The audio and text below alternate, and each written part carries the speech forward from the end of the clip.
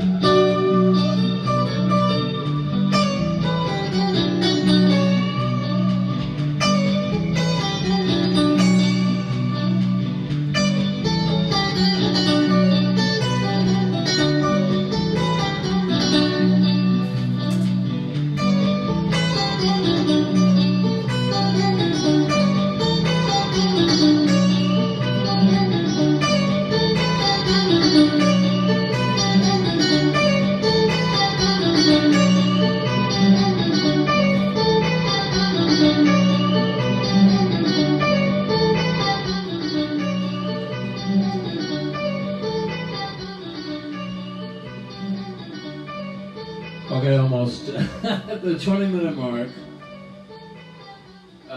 Yeah, I swear I'd never. But by popular request, and also because I came up with some more parts, and this is the thing. Sometimes you have to know when to quit sculpting on this, but these changes really inspire me, and I could just throw down for days, if not nights. And there's kind of like Groundhog Day, isn't it? Which was on the other night. A fine film, one of Bill Murray's best, Harold Ramis.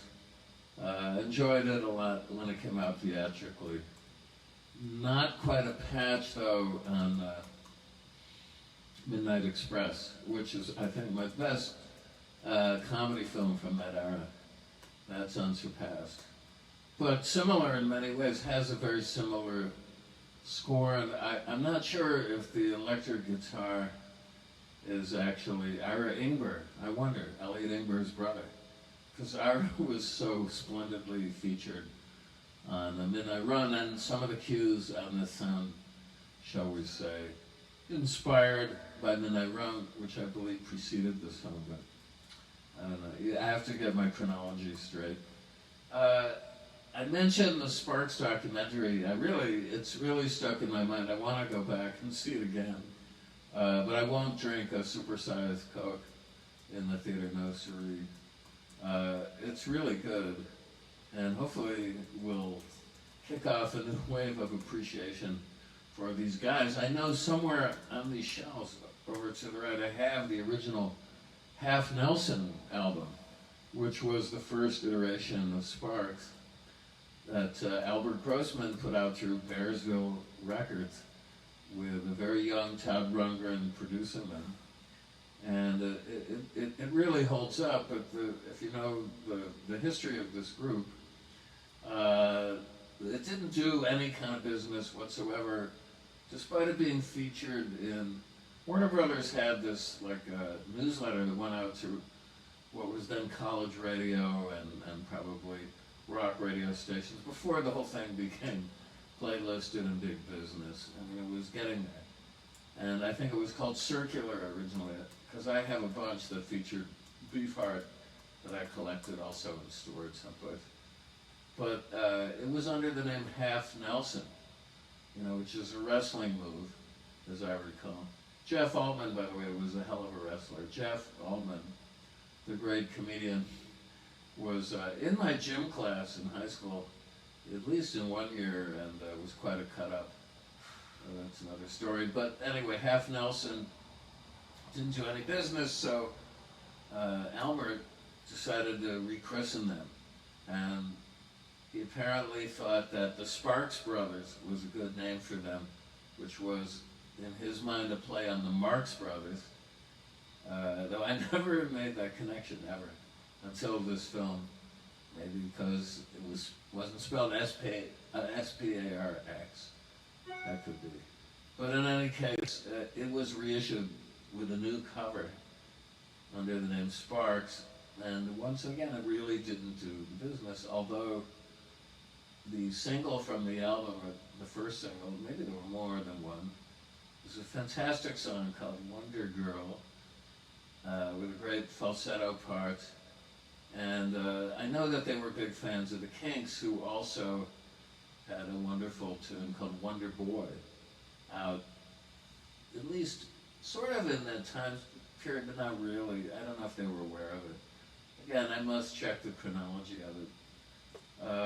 And then there's a famous story that John Lennon in the summer of '67 was spotted by somebody who, a friend of Ray Davies, putting money in a jukebox to play Wonder Boy, which was this Kinks single, over and over again, but that's since been challenged by somebody or other, so, who knows. But a great English band, the Kinks, one of my top 5 of all time, and remain up there in the pantheon. And Sparks, as fellow Anglophiles, a bit older than I am, definitely picked up the mantle so much that to most people, after a while, they sounded English. And in fact, as the film recounts, they moved to England for a spell. They wanted Roy Wood of The Move to produce them, which would have been a great move. Another one of my favorites. Roy Wood, but instead they got Muff Winwood, who was no slouch either. Steve Winwood's brother. Muff had a really good career later on at CBS Records in England and signed some fantastic bands, including one of my favorites, Pato, a great band with Mike Pato and Ollie Housel, who is one of the best guitarists who ever lived on the planet, I think, in my estimation. But most of the members of that band passed away very tragically, and it's extremely sad. I don't want to dwell on that, but one thing that I was happy about, the best birthday gift to myself, besides the fact that Caroline gave me a Blu-ray edition of 8 of Fellini's films, his toppermost of the poppermost, maybe all of them. No, he did more than these, but certainly the best, on Blu-ray, and in a beautiful box. I should have brought it out here. Okay, well, I'll display that next time, but definitely a steal at $140 and change for great transfers, and plus you get all these wonderful audio commentaries and extras in various booklets. It's a big bulky thing, but it looks very elegant. Okay, so here's something I picked up as a gift to myself, and that is the first 4 issues of Panic comic book, which was an offshoot of EC at the same time as Mad. This was like an alternate, or a kind of a sideline to Mad Magazine. And it was edited by Al Feldstein, and William Gaines was the publisher, and they have the same house staff of great artists like Jack Davis and Basil Wolverton. Let's see, this is a reprint. This is not the original, but this is as good as it gets because reproductions are great.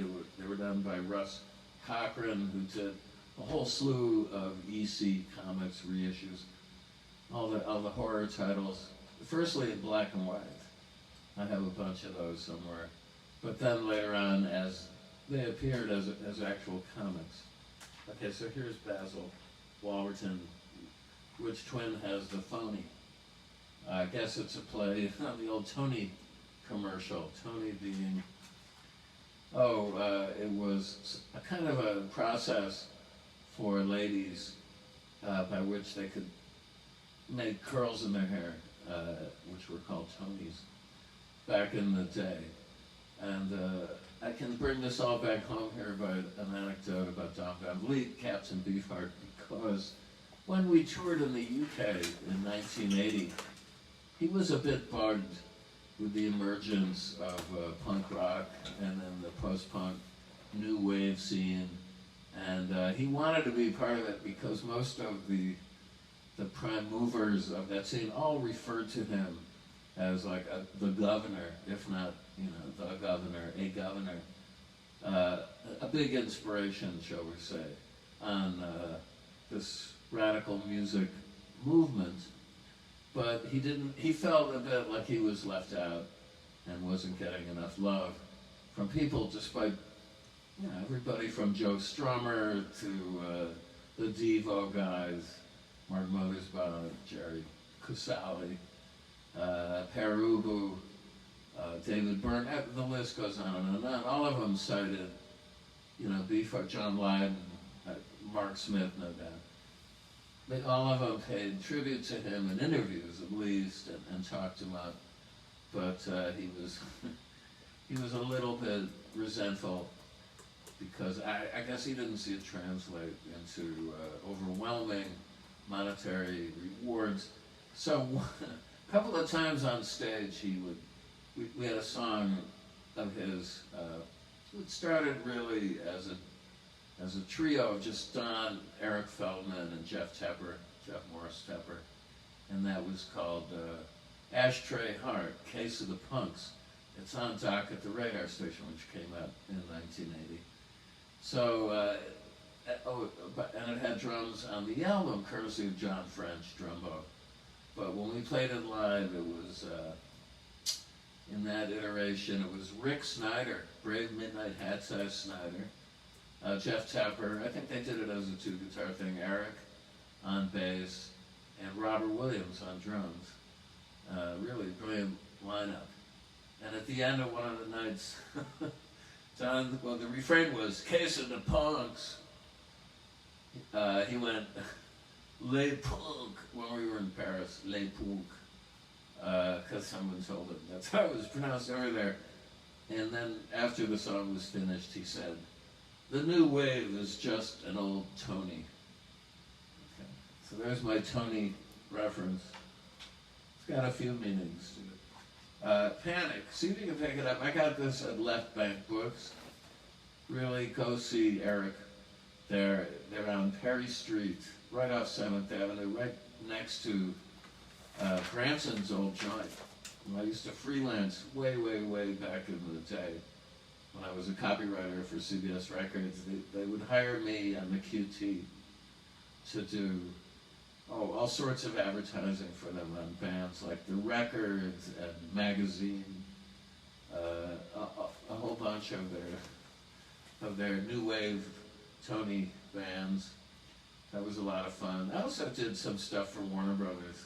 Steve Baker, who later wound up running it for a while, lured me in to do all the commercials, initial run of radio commercials for the B-52s, one of my favorite bands from that day or any day. And they were so much fun in the studio. I have all of them, again, on reel-to-reel tapes. I need to get them transferred. It's like, I don't know, every day it's a winding road, and there's always something else to do. But yes, I'm right in the middle now preparing the first wave of rollouts. So watch the Facebook and Instagram and Twitter space of yours truly, because we have a project. I have a project with a great collaborator, David Sisko. Okay, well, I'm doing a little reveal here. But I'll give the group name on Thursday because that's when the official rollout begins. And our first single will be out a week from Thursday on, what day is that? July 1st. Perfect for the holiday weekend going into. And there's a clip being prepared by AAA. It's all good. It's in fact fantastic. I'm very thrilled about this project, and I hope you will be too. So without further ado, I'm going to bid fond farewell. And okay, I'll see you guys all on Thursday. Thank you for listening, and be safe. Take care of yourself. Love you guys.